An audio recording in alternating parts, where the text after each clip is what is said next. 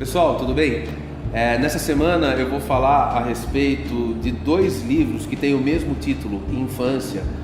Um escrito pelo brasileiro Graciliano Ramos e o outro pelo sul-africano John Michael Coetzee.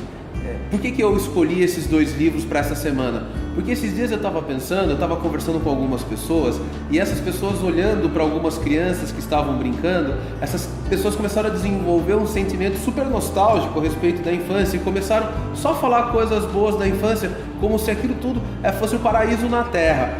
E aí eu fiz uma pergunta para essas pessoas, eu perguntei, bom, mas vocês não conseguem lembrar de nada de ruim, os medos, as opressões, as angústias que aconteciam nesse período? Essas pessoas não. Quer dizer, o ser humano ele tem uma tendência natural à nostalgia. Isso daí é do ser humano mesmo e a gente não vai mudar isso daí. Pode ser que tenha o seu lado bom, mas tem um lado que é um pouco míope, um pouco cego. A gente precisa saber avaliar com uma certa franqueza as coisas da vida.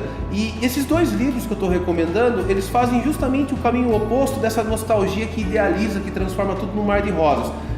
O livro do Graciliano Ramos é um livro de memórias, ele vai desde os seus 2 anos de idade até aproximadamente seus 13, 14 anos, e ele vai falando da relação com os pais, ele vai falando da situação miserável no sertão, ele vai falando da escola que oprime, dos livros didáticos, ele vai falando de uma série de coisas relacionadas ao mundo da infância, e a gente percebe que não é uma visão boa, muito pelo contrário, é uma visão bastante dura. A gente não precisa concordar, mas eu acho super saudável a gente ter acesso a essa visão mais dura daquilo que a gente idealiza. E o outro livro, também chamado Infância, do John Michael Coetzee, vai para um outro cenário, para o interior da África do Sul, e que ele também tem uma visão bastante dura e implacável da relação dele com os pais, da relação dele com o irmão, os colegas de escola, com os professores, com o sistema escolar. A gente sai da leitura desses dois livros com uma ideia um pouco mais amarga e sombria da infância. Não que a gente tenha que achar a infância necessariamente como algo sombrio, mas pelo menos a gente vê a vida com muito mais complexidade.